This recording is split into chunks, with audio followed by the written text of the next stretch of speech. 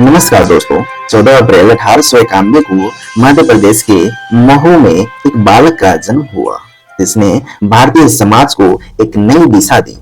ये बालक था भीमराव रामजी अंबेडकर, एक ऐसा नाम जिसने अपने संघर्षों से इतिहास रचा।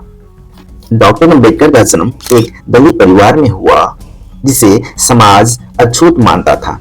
बचपन से ही उन्हें अपमान और भेदभाव का सामना करना पड़ा। स्कूल में उन्हें कक्षा के अंदर बैठने की अनुमति नहीं थी। चलो निकलो, निकलो, चलो। न ही उन्हें पीने का पानी छूने दिया जाता था।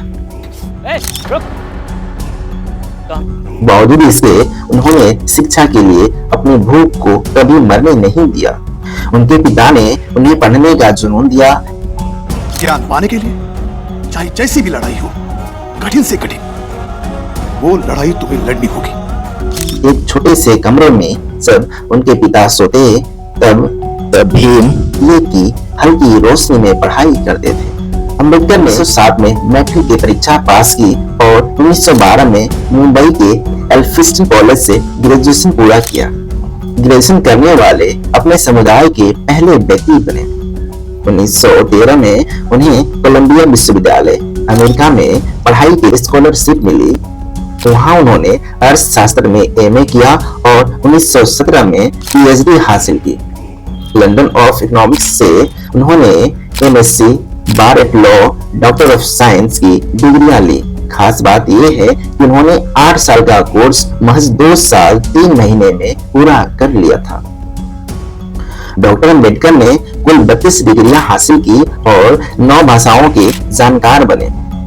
वे दुनिया के सबसे पढ़े लिखे नेताओं में गिने जाते। डॉक्टर अंबेडकर ने सिर्फ पढ़ाई तक खुद को सीमित नहीं रखा। उन्होंने देखा कि समाज में जातिवाद, छुआछूत और अन्याय चरम पे है। उन्होंने इसका विरोध करने की ठानी। 1920 के दशक में उन्होंने मुंबई में भाषण देते हुए कहा था कि जहां मेरे व्यक्तिगत हित और देश के हित में टकराव होगा, वहां मैं देश को प्राथमिकता दूंगा, लेकिन जहां दलितों के हित और देश के हित में टकराव होगा, वहां मैं दलितों के हित को प्राथमिकता दूंगा। उन्होंने दलितों को मंदिर में प्रवेश दिलाने के लिए सत्याग्रह किया। मंदिर में प्रवेश और भगवान की पूजा का अधिकार स्थापित करना। सत्ता निवारण आंदोलन चलाया और बहिष्कृत भारत नामक पत्रिका शुरू की। उन्होंने अपने अस्पृश्यता को खत्म करने के लिए बहुत से आंदोलन चलाए। डॉक्टर अंबेडकर और महात्मा गांधी के बीच दलितों के अधिकार को लेकर मतभेद रहे। 1932 के पुना पैक्ट में दोनों नेताओं ने एक समझौता किया, जिससे दलितों को विशेष राजनीतिक अधिकार देने पर सहमति बनी।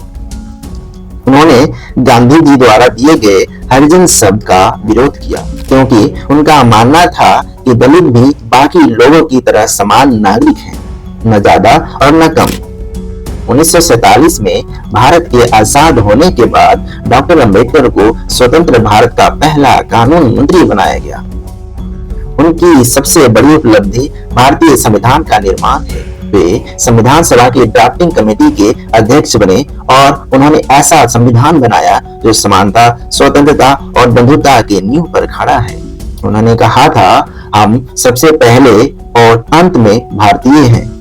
उन्होंने संविधान के बारे में कहा था, यदि मुझे लगा कि संविधान का दुरुपयोग किया जा रहा है, तो मैं इसे सबसे पहले जलाऊंगा। दोस्तों, डॉक्टर अंबेडकर को उनके महान कार्य के लिए कई सम्मान मिले हैं। 1990 में मरणोपरांत भारत का सर्वोच्च नागरिक सम्मान भारत रत्न मिला। उनके नाम पर देश के कई विश्वविद्यालय, कॉलेज और हवाई अड्डा बनाए गए हैं। भारतीय संसद में उनका बड़ा चित्र सम्मान के रूप में स्थापित किया गया है।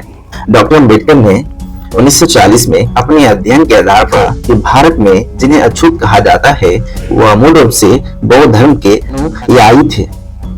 ब्राह्मणों ने इसी कारण उनके साथ नफरत पाली। इस थ्योरी के बाद अंबेडकर ने 1944 में मद्रास के एक भाषण में कहा और साबित किया कि बौद्ध धर्म सबसे ज्यादा वैज्ञानिक और तर्क आधारित धर्म है।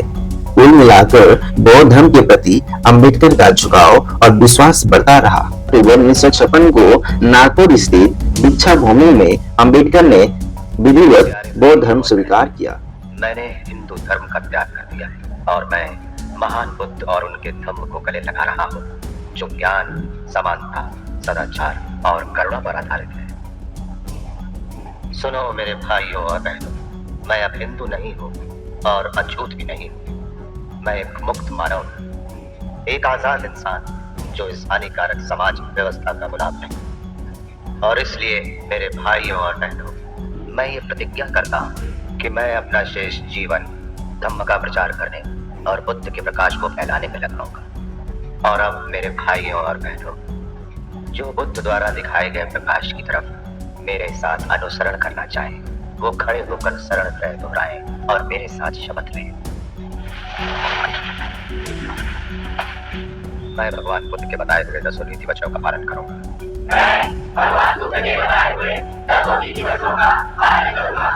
मैं सारे पशुओं के साथ करुणा का व्यवहार करूंगा।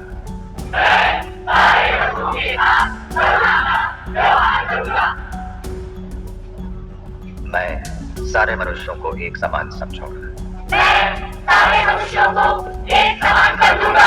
मैं गौतम बुद्ध के धम्म का स्वीकार करूंगा और अपना पुराना धर्म छोड़ दूंगा, जो मनुष्य जाति की प्रगति में बाधक है और जो मनुष्य को घृणा की नजर से देखता है।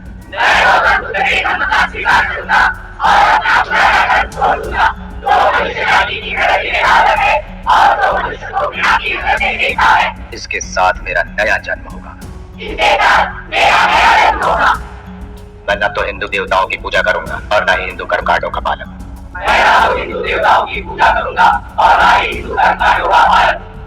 आज के बाद जो 3 सिद्धांत बुद्ध ने बताए हैं, प्रज्ञा, सम्मान और करुणा, जीवन भर मेरे कर्मों को दिशा देते रहेंगे।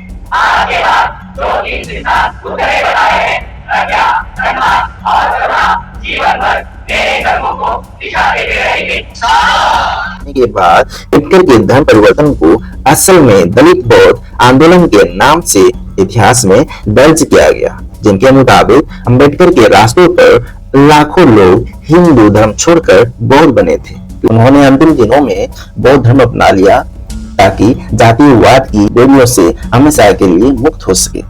उनकी अंतिम कृति बुद्ध और धम्म उनकी मृत्यु से 3 दिन पहले ही हुई थी।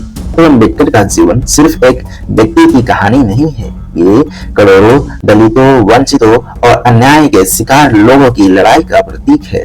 उन्होंने दुनिया को दिखा दिया कि परिस्थितियां चाहे कितनी भी कठिन क्यों न हो, शिक्षा और संघर्ष से हर बाधा को पार किया जा सकता है। आज भी उनके विचार हमें प्रेरित करते हैं। डॉक्टर अम्बेडकर न सिर्फ दलितों के बल्कि पूरे भारत के मसीहा बन गए, एक ऐसे नेता जिन्होंने हमें समानता का असली मतलब सिखाया।